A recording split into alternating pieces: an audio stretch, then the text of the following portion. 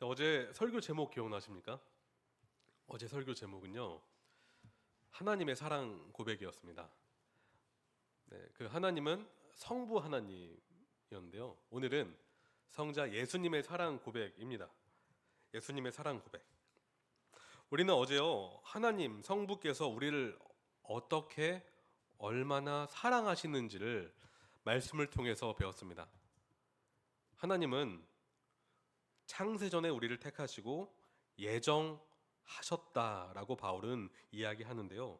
그것이 바로 하나님께서 우리에게 베푸신 복, 바로 위대하신 구원입니다. 구원. 믿는 자들에게 다시 그 구원을 바라보라라고 이야기를 하면서 그냥 추상적으로 말하지 않고 그 구원이 구체적으로 무엇인지 어떻게 이루어졌는지를 그렇게 설명을 하는데요. 그것은 영원 전부터 예비된 구원이다라고 이야기를 합니다. 그것이 바로 하나님께서 우리를 향하신 사랑이자 그 증거라고 이야기를 하는데요. 다시 말해 우리가 구원받을 수 있는 것은 하나님의 사랑 때문입니다. 우리가 구원받을 수 있는 것은 하나님의 은혜 때문입니다. 그러니까 바울은 이 선택과 예정을 말할 때 어떤 차가운 논리로 수학적인 계산으로 이야기하는 것이 아니라, 그러니까 누구는 택했고 누구는 택하지 않았다 이러한 것을 말하려고 하는 것이 아니라 우리를 향하신 하나님의 사랑이 어떠한지를 다시 깨달아 하나님 앞에 나아가서 그분을 찬송하며 그분을 예배하며 그분을 높여드리는 가운데 담대하고 기쁨이 넘치는 삶을 살아라라고 권면하고 위로하는 것입니다. 그러니까 바울은 지금 사랑의 편지를 보내고 있는 것입니다. 사랑의 편지를요. 근데 오늘은요, 예수 그리스도에 관한 말씀입니다. 이런 말이 있습니다. 성부께서는 구원을 계획하시고 성자께서는 그 구원을 실행하시고 성령께서는 그 구원을 우리에게 적용시키신다. 그러니까 삼위일체 하나님은요, 서로 상호 존중, 온전한 존중과 온전한 사랑의 관계 가운데 협력하십니다. 한 분이라도 협력하지 아니하셨다면 우리의 구원은 결코 역사 가운데 일어날 수가 없었을 것입니다. 그런데 삼위일체 하나님께서 완벽하게 서로를 존중하시고 그리고 질서 가운데 각자 맡은 역할을 수행하셨기 때문에 우리가 구원받을 수 있었던 것입니다. 바로 삼위일체 하나님의 연한 말이죠. 근데 바울은 오늘 본문에 1장 9절을 보시면 이렇게 말하고 있습니다. 중반 보시면 그리스도 안에서 때가 찬 경륜이라고 말하는데요. 때가 찬 경륜. 성도님, 경륜이라는 단어를 들어보셨을 것입니다. 그런데 때가 찬 경륜이라고 하는데요. 제가 이것을 좀 설명해 드리길 원합니다. 경륜은 집과 법이라는 두 단어가 합쳐진 합성어예요. 집, 법. 근데 왜 이게 경륜일까요? 그러니까 이 말은요, 집을 경영하는 방식이란 뜻이에요. 경륜은요, 집을, 가정을 경영하는 방식. 그런데 본문에서는 창세전에 하나님께서 계획하신 구원 역사의 경영 방식을 이야기할 때 경륜이란 단어를 사용합니다. 이 구원이라는 큰 하나님의 그 계획과 역사를 경영하시는 방식, 더 나아가서는 구원받은 성도와 교회를 다스리시는 방식. 그런데 여기서는 구원 역사의 경영 방식이 좀 더 강조되는데요. 그런데 여기서 때가 찬 경륜이라고 말하고 있습니다. 때가 찼다. 때가 찼다. 때가 찼다. 성도님, 그 시간을 지칭하는 두 가지 단어가 있어요. 들어보신 적이 있으실 것인데요. 하나는 크로노스란 단어이고요. 하나는 카이로스란 단어입니다. 근데 크로노스는 이런 것이에요. 그냥 시간 순서의 흐름, 연대기적인 그 시간의 흐름인데요. 다시 말해 1시간, 2시간, 3시간, 4시간 이렇게 시간이 흘러가잖아요. 이게 바로 크로노스예요. 크로노스. 근데 카이로스는 어떤 목적을 딱 정했는데 그 목적이 어느 시점에 일어나는 그 시간, 순간을 말하고 있습니다. 예를 들어서 열심히 공부를 했어요. 뭔가를 준비를 했는데 자격증을 준비했다고 가정해 보겠습니다. 열심히 공부하고 계획을 짜서 목표를 향해서 열심히 준비를 했습니다. 그런데 오늘 6월 10일이죠. 10일 날 자격증 시험을 봤어요. 그런데 합격을 했습니다. 그게 바로 카이로스예요. 네. 목적 한 발을 어느 순간에 이뤄내는 그 순간 말이죠. 그런데 여기서 때가 찬 경륜은 바로 카이로스의 시간을 말하고 있습니다. 다시 말해 하나님께서 목적을 정하셨는데 때가 참에 그 역사가 일어났다라고 말하는 것입니다. 그러니까 하나님께서 정하신 구원 계획이 성취된 순간 그 방식, 더 나아가서는 전체적인 그 역사를 말할 때 때가 찬 경륜이라고 말하고 있습니다. 그런데 하나님이 정하신 구원 계획은 누구를 통해서 일어났을까요? 바로 예수 그리스도를 통해서 성취되었다라고 바울이 말하고 있습니다. 3절부터 14절까지 보시면 그리스도 예수 안에서라는 표현이 11번이나 나옵니다. 다시 말해 역사는 누구를 통해서 일어난다고요? 예수 그리스도를 통해서 일어난다는 것을 이야기합니다. 제가 저번 기도회 때 구약에 나타나는 예수 그리스도에 대해서 말씀드렸습니다. 창세기 3장 15절에 원시 복음이라고 해서 여자의 후손으로 날 그 자손, 그리고 창세기 12장 15장을 통해서 아브라함에게 하나님께서 약속을 하셨는데 복, 땅, 자손, 그리고 사무엘하 17장 보시면 다윗의 계보로 나실 그 메시아 왕에 대한 약속이 되어 있습니다. 그리고 이사야 53장 하나님께서 택하신 종, 바로 전 인류의 죄를 대속하실 어린 양에 대한 약속이 있습니다. 그 약속들이 구약에 계속해서 예언되어 있는데요. 그 약속이 때가 참에 성취가 됐는데 바로 그리스도 예수의 십자가 대속 사건을 통해서 하나님의 뜻이 성취가 됐다는 것입니다. 바로 이게 때가 찬 경륜이라는 것입니다. 때가 찬 경륜. 이 모든 약속이 겹겹이 쌓였는데 바로 하나님의 경륜의 역사가 우리 눈앞에 펼쳐졌는데 바로 그 계시가 드러나는 것은 예수님을 통해서 드러났다라고 이야기합니다. 바로 예수께서 성부 하나님의 그 계획을 온전히 겸손하게 복종하시고 순종하심으로 우리가 구원을 누릴 수 있었다는 것인데요. 성부 하나님께서 성자 예수님을 통해 이루신 구원의 목적을 세 가지로 제가 정리해 드릴게요. 세 가지. 구원하신 목적. 첫째는 속량입니다. 속량. 말씀을 보시면 7절에 같이 한번 읽어볼까요? 시작. 우리는 그리스도 안에서 그의 은혜의 풍성함을 따라 그의 피로 말미암아 속량 곧 죄사함을 받았느니라. 어떤 목적이라고요? 속량 곧 죄사함을 받게 하시려는 목적이 있었습니다. 로마 제국은 노예 제도가 있었습니다. 노예 제도. 그런데 그 노예가 자유인이 되기 위해서 이것을 해야 돼요. 바로 그 값에 합당한 몸값을 지불할 때 그의 신분이 노예 신분에서 자유인으로 바뀔 수가 있습니다. 이것이 바로 속량입니다. 속량. 바로 값을 지불해서 신분을 바꾸는 것. 죄인에서 의인으로, 노예에서 자유인으로. 우리가 믿기 전에는 원래 우리의 주인은 죄와 사탄이었습니다. 바울은 에베소서 2장에서 이렇게 말하고 있는데요. 한번 보실까요? 에베소서 2장 1절로 2절입니다. 같이 한번 읽어보겠습니다. 에베소서 2장 1절로 2절입니다. 같이 읽을게요. 그는 허물과 죄로 죽었던 너희를 살리셨도다. 그때 너희는 그 가운데서 행하여 이 세상 풍조를 따르고 공중의 권세 잡은 자를 따랐으니 곧 지금 불순종의 아들들 가운데서 역사하는 영이라. 3절까지 한번 읽어보겠습니다.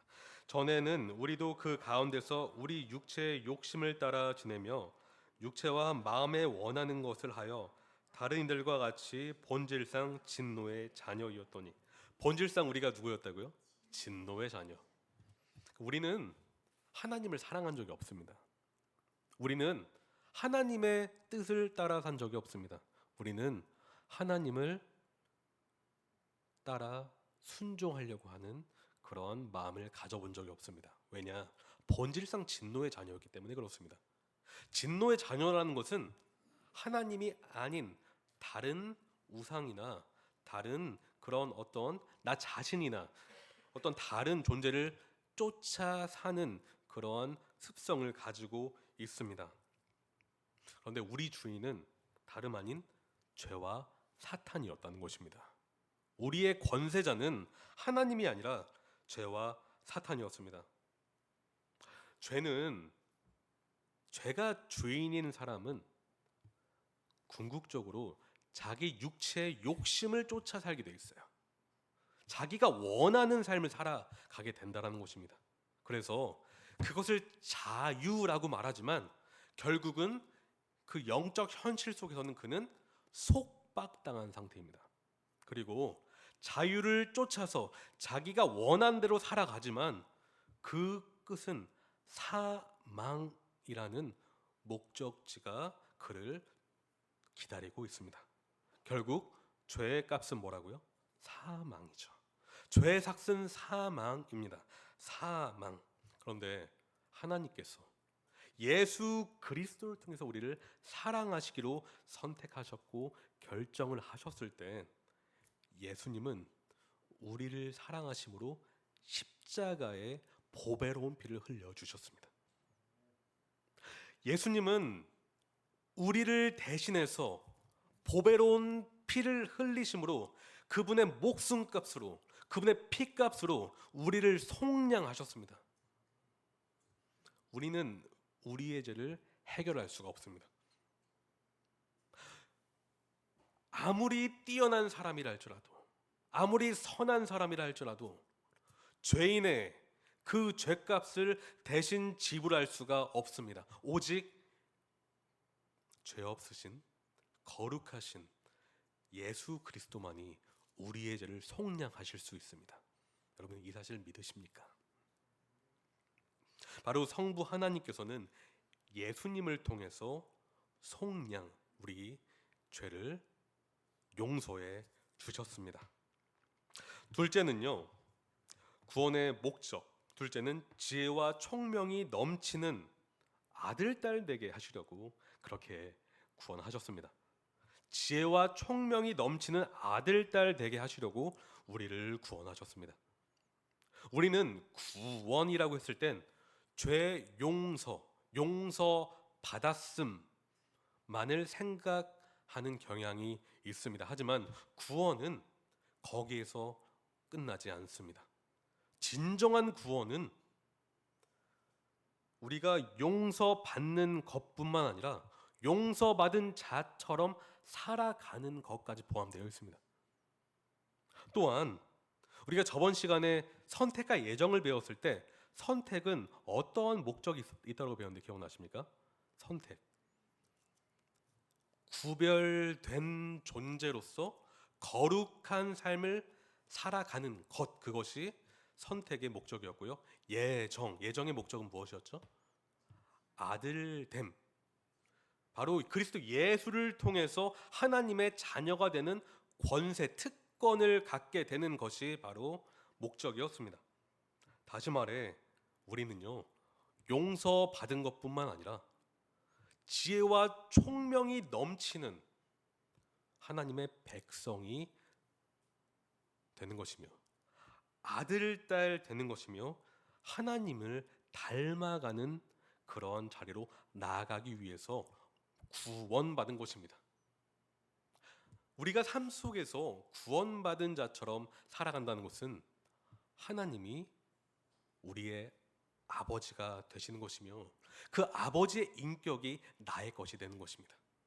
그리고 우리가 따르는 주 예수 그리스도가 우리의 인격자가 되시고 우리 주인 되심으로 그리스도 예수의 형상을 닮아가는 그런 삶을 살아가는 것, 그것이 바로 구원의 목적입니다. 그래서 바울은 1장 8절에 이는 그가 모든 지혜와 총명을 우리에게 넘치게 하셨다라고 말하고 있습니다. 우리가 성경을 볼 때요, 구원받기 전에는 좋은 말, 도덕적인 말, 좋은 사상, 심지어는 좋은 철학, 그렇게 그러한 것으로 여겨질 수 있습니다. 하지만 이제는 우리에게 생명의 말씀으로 다가옵니다. 그리고 성령께서는 이 말씀을 묵상할 때 우리를 영적으로 깨닫게 해주심으로 아버지를 닮아가게 하시고 그리스도 예수를 닮아가도록 인도해 주십니다. 왜인 줄 아십니까?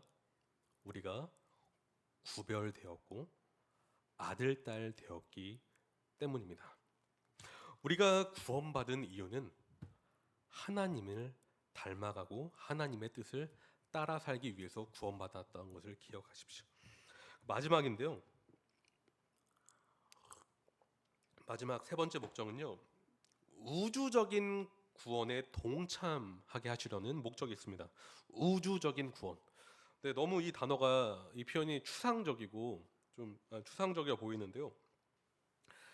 10절 한번 보실까요? 10절 같이 한번 읽어보겠습니다. 자, 하늘에 있는 것이나 땅에 있는 것이 다 그리스도 안에서 통일되게 하려 하심이라. 하늘에 있는 것이나 땅에 있는 것이. 성도님, 죄가 이 땅에 들어오고 나서 이 세상은 어떻게 됐습니까?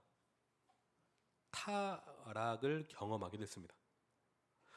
우리 인간뿐만 아니라 피조 세계가 타락의 아픔을 경험하고 있고 타락의 그 영향권 아래 지금도 신음하고 있습니다. 이 피조 세계는 지금 우주적인 구원을 기다리고 있다라고 해도 과언이 아닙니다. 그런데 어느 누구도 그 구원을 이뤄낼 수가 없다라는 것이 성경의 선포예요. 어느 누구도. 그런데 예수 그리스도 안에서 이 구원이 일어난다라고 바울은 말하고 있습니다. 여러분, 구원의 궁극적인 목적과 결과는 타락한 모든 피조 세계가 그리스도 예수 안에서 회복되는 것입니다. 여기서 통일이라는 단어가 나오잖아요. 통일. 제가 저번 설교에서 머리라는 단어를 설명할 때 머리, 케팔레라는 단어를 말씀드린 적이 있어요. 케팔레.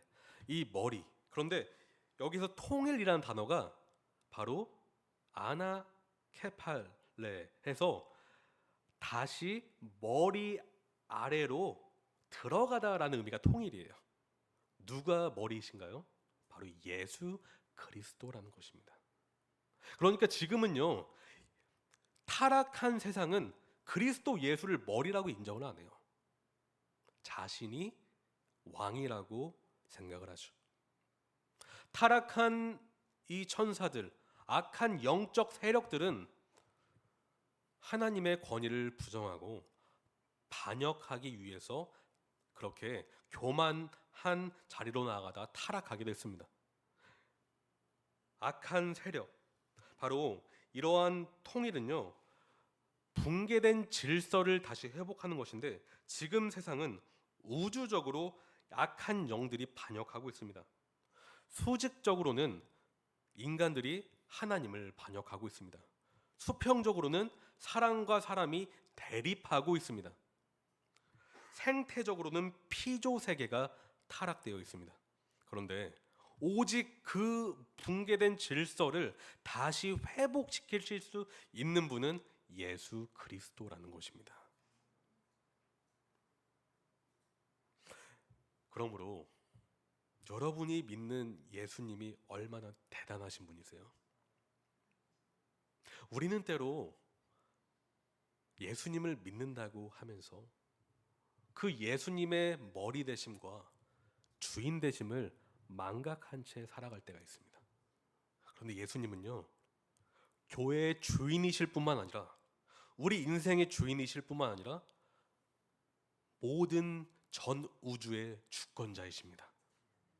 그 주권자께서 여러분의 주인이시라는 사실은 너무도 우리에게 가슴 뛰게 하는 그러한 사실일 줄로 믿습니다. 왜냐하면 그분이 여러분의 삶을 지켜 보호해 주시기 때문입니다. 네, 오늘 말씀을 이렇게 정리하려고 하는데요. 제가 어제와 오늘 성부 하나님과 성자 예수님의 사랑 고백에 대해서 이렇게 이런 제목을 가지고 말씀을 드렸는데 어떻게 좀 전달이 좀 되셨나요? 네.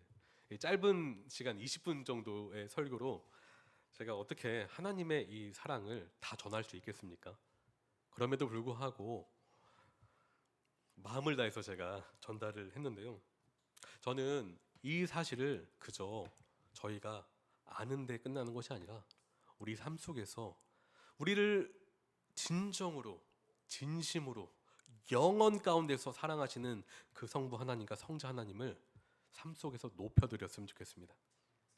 우리가 내일은요 성령 하나님에 대해서 같이 나누려고 합니다. 그 삼일체 하나님의 놀라우신 연합, 그 겸손을 같이 배우는 시간 됐으면 좋겠습니다. 같이 기도하시겠습니다. 하나님 감사합니다. 저희는 사랑받을 만한 자격이 전혀 없습니다. 주님, 저희는 본질상 진노의 자녀였습니다. 저희는 하나님을 반역하며 불순종하며 하나님의 말씀을 왜곡하기 바빴습니다. 그런데 왜 우리를 사랑해 주셨습니까? 하나님, 오늘 예수께서 지신 그 십자가, 그 보배로운 보혈의 피를 다시 묵상할 때 하나님께서 우리에게 베풀어 주신 그 은혜가 얼마나 위대한 은혜인지를 다시 한번 묵상합니다. 하나님, 이 은혜를 결코 값싸게 여기지 않게 인도하여 주시옵소서. 그 값비싼 하나님의 사랑을 우리 삶 속에서 값싸게 반응하지 않게 도와주시옵소서. 하나님을 높여드리는 아들, 딸 되게 하여 주시옵고 하나님을 높여드리는 구별된 삶 살 수 있도록 성령님 도와주시옵소서. 주님, 우리 교회에는 아프신 분들이 계십니다. 병중에 계신 분도 계십니다. 주님, 이 시간 고백합니다. 하나님은 이미 돌보고 계시다는 사실을 말이죠. 주님, 하나님을 의뢰함으로 기도드립니다. 주님 도와주시옵소서. 주님 인도하여 주시옵소서. 회복시켜 주시옵소서. 사랑합니다. 예수님의 이름으로 기도합니다.